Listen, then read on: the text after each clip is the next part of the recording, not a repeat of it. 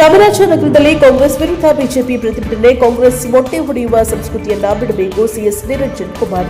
ಕಾಂಗ್ರೆಸ್ ದೇಶ ಹಾಗೂ ರಾಜ್ಯದಲ್ಲಿ ಅರಾಜಕತೆ ಹರಡಿಸುತ್ತಿದೆ ಎಂದು ಆರೋಪಿಸಿ ಜಿಲ್ಲಾ ಬಿಜೆಪಿ ವತಿಯಿಂದ ನಗರದಲ್ಲಿ ಪ್ರತಿಭಟನೆ ನಡೆಸಲಾಯಿತು. ಬಿಜೆಪಿ ಜಿಲ್ಲಾಧ್ಯಕ್ಷ ಸಿಎಸ್ ನಿರಂಜನ್ ಕುಮಾರ್ ಅವರ ನೇತೃತ್ವದಲ್ಲಿ ನಗರದ ಚಾಮರಾಜೇಶ್ವರ ಉದ್ಯಾನವನದ ಮುಂಭಾಗದಲ್ಲಿ ಪ್ರತಿಭಟನೆ ನಡೆಸಿ ಕಾಂಗ್ರೆಸ್ ರಾಹುಲ್ ಗಾಂಧಿ, ಡಿಕೆ ಶಿವಕುಮಾರ್, ಬಿಕೆ ಹರಿಪ್ರಸಾದ್ ವಿರುದ್ಧ ಘೋಷಣೆ ಕೂಗಿ ಆಕ್ರೋಶ ವ್ಯಕ್ತಪಡಿಸಿದರು. ಬಿಜೆಪಿ ಜಿಲ್ಲಾಧ್ಯಕ್ಷ ಸಿಎಸ್ ನಿರಂಜನ್ ಕುಮಾರ್ ಮಾತನಾಡಿ, ದೇಶದಲ್ಲಿ ಅರಾಜಕತೆ ಸೃಷ್ಟಿ ಮಾಡಿ ಆಡಳಿತಕ್ಕೆ ತೊಂದರೆ ಕೊಡುವ ನಿಟ್ಟಿನಲ್ಲಿ ಅನೇಕ ದುಷ್ಟಶಕ್ತಿಗಳು ಯತ್ನಿಸುತ್ತಿವೆ. ಬೆಂಗಳೂರಿನಲ್ಲಿ ಬಿಜೆಪಿ ಕಾರ್ಯಕರ್ತರು ಪ್ರತಿಭಟನೆ ನಡೆಸಿದ್ದು, ಕಾಂಗ್ರೆಸ್ ಕಚೇರಿಗೆ ಮುತ್ತಿಗೆ ಹಾಕಲು ಹೋಗ್ತಾ ಇದ್ದ ಅವರ ಮೇಲೆ ಮೊಟ್ಟೆ ಎಸೆದಿರುವುದು ಖಂಡನೀಯ. ಯಾವುದೇ ರಾಜಕೀಯ ಪಕ್ಷಗಳು, ಸಂಘಟನೆಗಳು ದೇಶದಲ್ಲಿ ಹೋರಾಟ ಮಾಡಲು ಸಂವಿಧಾನದಲ್ಲಿ ಹಕ್ಕಿದೆ. ಪ್ರತಿಭಟನೆಯನ್ನ ಹತ್ತಿಕ್ಕಲು ಅಧಿಕಾರ ದುರ್ಬಳಕೆ ಮಾಡಿಕೊಳ್ಳುತ್ತಿರುವುದು ವಿಪರ್ಯಾಸ.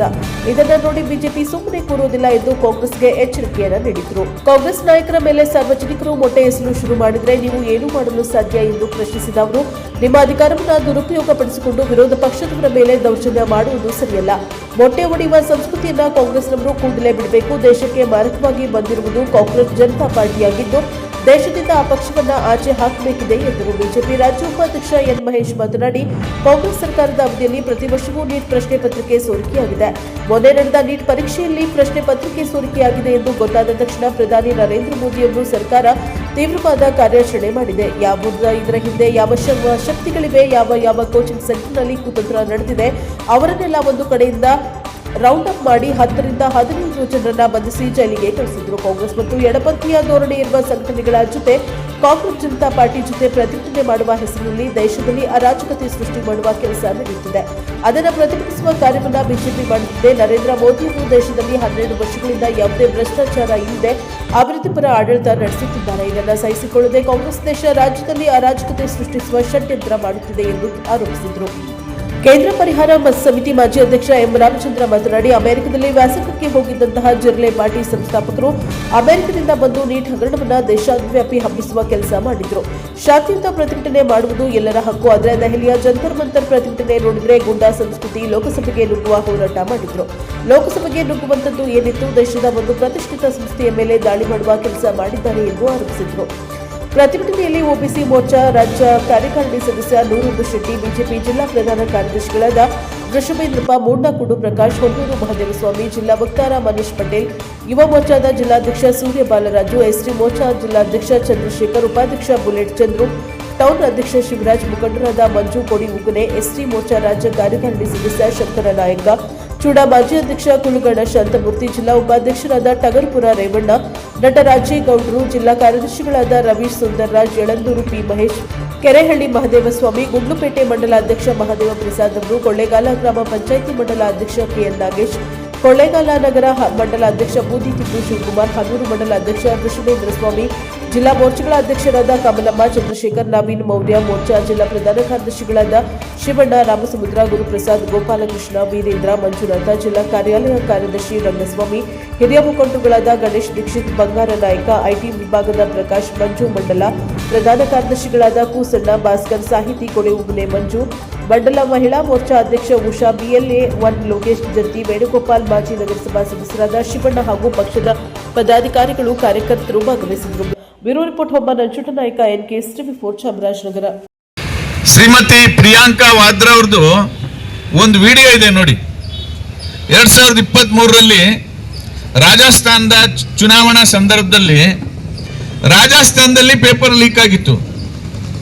ಅದಕ್ಕೆ ಬಹಿರಂಗ ಸಭೆಯಲ್ಲಿ ಅಮ್ಮ ಮಾತಾಡಿದ್ದೇನು ಅಂದ್ರೆ, ಈ ಪೇಪರ್ ಲೀಕ್ ಆಗೋದು ಅಶೋಕ್ ಗೆಹ್ಲೋಟ್ ಸರ್ಕಾರದ್ದು ಮಾತ್ರ ಅಲ್ಲ, ಇಡೀ ರಾಷ್ಟ್ರದಾದ್ಯಂತ ನಡೀತಾ ಇದೆ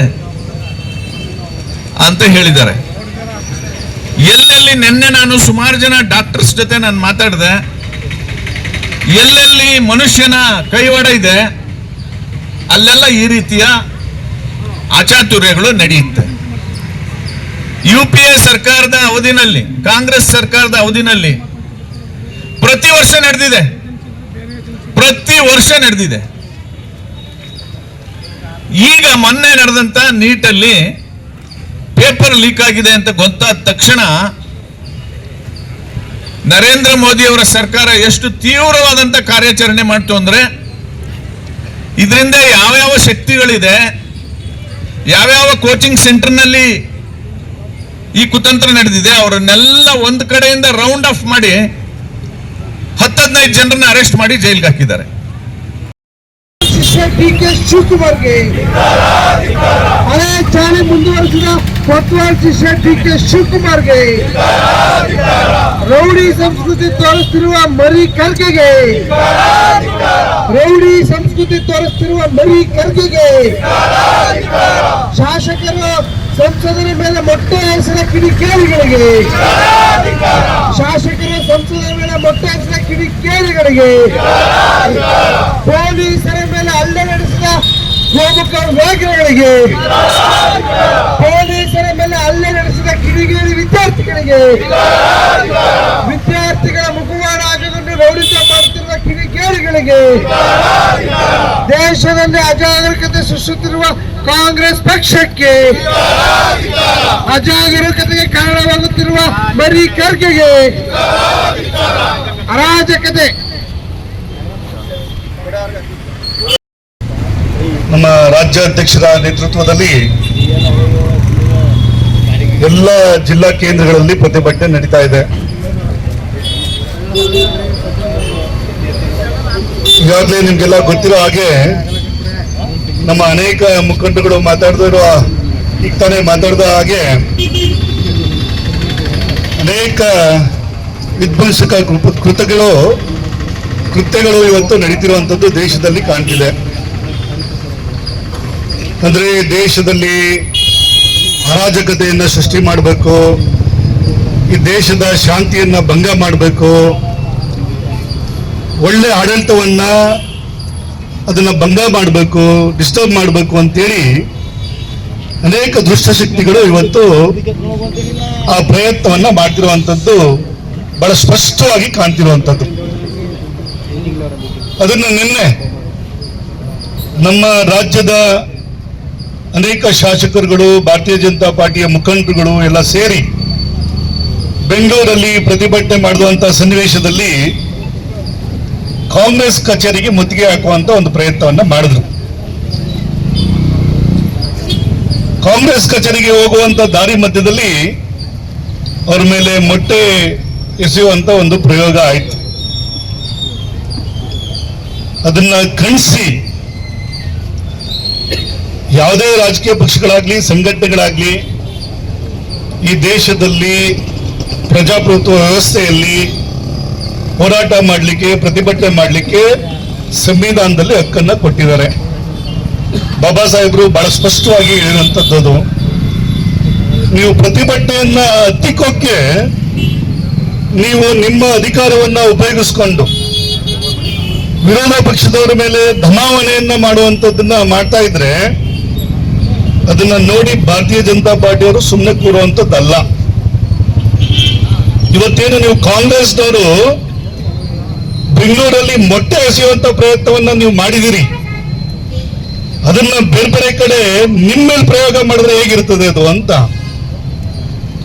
ಕಾಂಗ್ರೆಸ್ನ ನಾಯಕರುಗಳ ಮೇಲೆ ಅಕಸ್ಮಾತ್ ಸಾರ್ವಜನಿಕರು ಇವತ್ತಿನವರು ಮೊಟ್ಟೆ ಎಸೆಯಕ್ಕೆ ಶುರು ಮಾಡಿದ್ರೆ ನೀವೆಲ್ಲಿರ್ತೀರಿ? ನೀವೇನ್ ಮಾಡ್ಲಿಕ್ಕೆ ಆಗ್ತದೆ?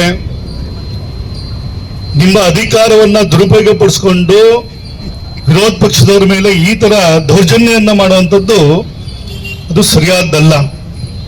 ವ್ಯವಸ್ಥೆ ಒಳಗಡೆ ಯಾರೇ ಪ್ರತಿಭಟನೆ ಮಾಡಿದ್ರು ಅದಕ್ಕೆ ಗೌರವವನ್ನ ಕೊಡ್ಬೇಕಾಗಿರುವಂಥದ್ದು, ನ್ಯಾಯವನ್ನ ಒದಗಿಸ್ಕೊಡ್ಬೇಕಾದಂಥದ್ದು ಆಡಳಿತವನ್ನ ನಡೆಸಿರುವಂತವರ ಜವಾಬ್ದಾರಿ ಅದು.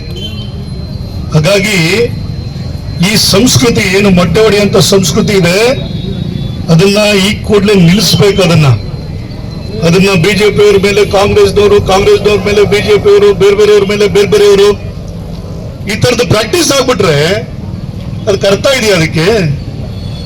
ಅದಕ್ಕೇನಾದ್ರು ಬೆಲೆ ಸಿಗುತ್ತಾ? ಅದಕ್ಕೆ ನಾಳೆ ದಿನ ಯಾರ ಗೌರವವನ್ನು, ಯಾರ ಮರ್ಯಾದೆಯನ್ನು ಯಾರು ಕಾಪಾಡ್ಲಿಕ್ಕಾಗಲ್ಲ, ಆ ತರದ ಪರಿಸ್ಥಿತಿ ಆಗುತ್ತೆ. ಹಾಗಾಗಿ ಎಚ್ಚರಿಕೆ ಇರಲಿ ಕಾಂಗ್ರೆಸ್ನವರೇ, ಈ ಸಂಸ್ಕೃತಿಯನ್ನು ನೀವು ಬಿಡಬೇಕು ಅಂತೇಳಿ. ಈಗಾಗಲೇ ಏನು ಡೆಲ್ಲಿಯಲ್ಲಿ ನಡೀತಿರುವಂತ ಜಂತರ್ ಮಂತರಲ್ಲಿ ನಡೀತಿರುವಂತ ಪ್ರತಿಭಟನೆ ಬಗ್ಗೆ ನಮ್ಮ ಅನೇಕ ಮುಖಂಡರುಗಳು ಮಾತಾಡಿದ್ರು. ಕಾಕ್ರೋಚ್ ಪಾರ್ಟಿ ಹೆಸರು ಕೇಳಿದ್ರೇನೆ ಅಸಹ್ಯ ಆಗುವಂತ ಒಂದು ಪಕ್ಷ ಅದು. ಕಾಕ್ರೋಚ್ ಅಂತ ಇಟ್ಕೊಂಡ್ರು, ಜಿರ್ಲೆ ಅಂತ ಹೆಸರು ಇಟ್ಕೊಂಡಿರುವಂಥದ್ದು. ಜಿಲ್ಲೆ ಸಾಮಾನ್ಯವಾಗಿ ನಮ್ಮ ಮನೆಗಳಲ್ಲಿ ನೋಡಿದ್ರೆ ನಾವೇನ್ ಮಾಡ್ತೀವಿ, ಅದನ್ನ ಔಷಧಿ ಹೊಡಿತೀವಿ.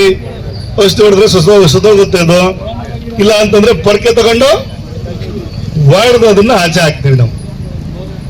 ಅದರ ದೇಶಕ್ಕೆ ಮಾರಕವಾಗಿ ಬಂದಿರುವಂತದ್ದು ಈ ಜಿಲ್ಲೆ ಪಾರ್ಟಿ, ಈ ಕಾಕ್ರೋಚ್ ಪಾರ್ಟಿ.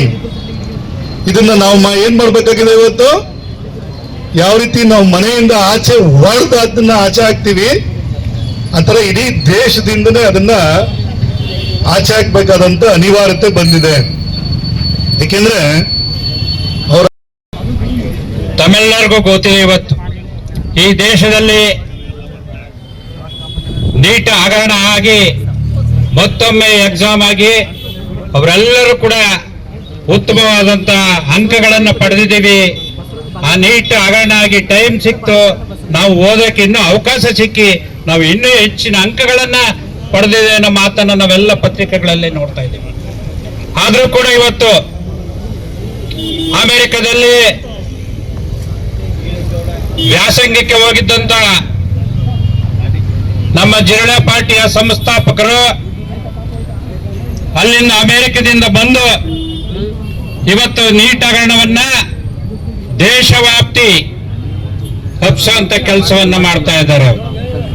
ನಿಜ ಹಗರಣ ಆಗಿದ್ರೆ ನೀವು ಶಾಂತಿಯುತವಾಗಿ ಪ್ರತಿಭಟನೆಯನ್ನ ಮಾಡೋದು ನಿಮ್ಮ ಹಕ್ಕು. ಆದ್ರೆ ಇವತ್ತು ನಾವೆಲ್ಲ ಮೊನ್ನೆ ಜಂತರ್ ಮಂತರಲ್ಲಿ ನೋಡಿದಂತ ಪ್ರತಿಭಟನೆಯನ್ನ ನೋಡಿದ್ರೆ ಇವತ್ತು ಅವರು ಗುಂಡಾ ಸಂಸ್ಕೃತಿ, ಇವತ್ತು ಲೋಕಸಭೆಗೆ ನುಗ್ಗ ಅಂತ ಅವಕಾಶ ಅವರನ್ನು ಪಡ್ಕೊಳ್ಬೇಕು ಅಂತ ಹೋರಾಟವನ್ನ ಮಾಡಿದ್ರು. ಇವರ ಹೋರಾಟ ಶಾಂತಿಯುತವಾಗಿ ಹೋರಾಟ ಆಗಿರ್ಬೇಕು ಹೊರತು ಲೋಕಸಭೆಗೆ ನುಗ್ಗ ಅಂತದ್ದೇನಿದೆ ಇವತ್ತು ಈ ದೇಶದ ಪ್ರತಿಷ್ಠ ಒಂದು ಸಂಸ್ಥೆ ಮೇಲೆ ಇವರು ದಾಳಿ ಮಾಡುವಂತ ಕೆಲಸವನ್ನ ಇವತ್ತು ನಾವೆಲ್ಲ ನೋಡಿದೀವಿ. ಅದೇ ಸಂದರ್ಭದಲ್ಲಿ ಇವತ್ತು ಕೂಡ ಪತ್ರಿಕೆಯಲ್ಲಿ ಬಂದಿದೆ, ಅವರು ಒಬ್ಬ ಪೊಲೀಸ್ ಇನ್ಸ್ಪೆಕ್ಟರ್ನೀಗ ಯಾವ ರೀತಿ ಹೊಡಿತಿದ್ದಾರೆ ಅನ್ನೋದನ್ನ ಇವತ್ತು ಪತ್ರಿಕೆಗಳಲ್ಲಿ ಮುಖಪುಟದಲ್ಲಿ ಇದೆ, ಕನ್ನಡಪ್ರಭದಲ್ಲಿ. ಇದು ಸರಿನಾ? ನಿಮ್ಮ ಹೋರಾಟ ಇದು ಸರಿನಾ? ನಿಮ್ಮನ್ನ ರಕ್ಷಣೆ ಮಾಡಲು ಬಂದಂತ ಒಬ್ಬ ಪೊಲೀಸ್ ಸರ್ಕಲ್ ಇನ್ಸ್ಪೆಕ್ಟರ್ನ ಈ ರೀತಿ ಗುಂಡಾ ರೀತಿಯಲ್ಲಿ ಹೊಡೆದು ಹಲ್ಲೆ ಮಾಡಿ ಅವರನ್ನ ಆಸ್ಪತ್ರೆಗೆ ತಳ್ಳಿರುವಂತದನ್ನ ಇವತ್ತು ನಾವು ಪತ್ರಿಕೆಗಳಲ್ಲಿ, ಟಿವಿಗಳಲ್ಲಿ ದಿನನಿತ್ಯ ನೋಡ್ತಾ ಇದ್ದೀವಿ. ನಿಮ್ಮ ಹೋರಾಟ ನೀಟಿನ ವಿರುದ್ಧ ಅಲ್ಲ,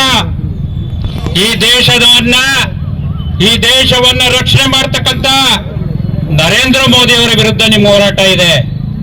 ನರೇಂದ್ರ ಮೋದಿ ಅವರನ್ನ ನಾವು ಮೊಬೈಲ್ಗಳಲ್ಲಿ, ಟಿವಿಗಳಲ್ಲಿ ನೋಡ್ತಾ ಇದ್ದೀವಿ. ಒಬ್ಬ ಹೋರಾಟಗಾರ ನಮ್ಗೆ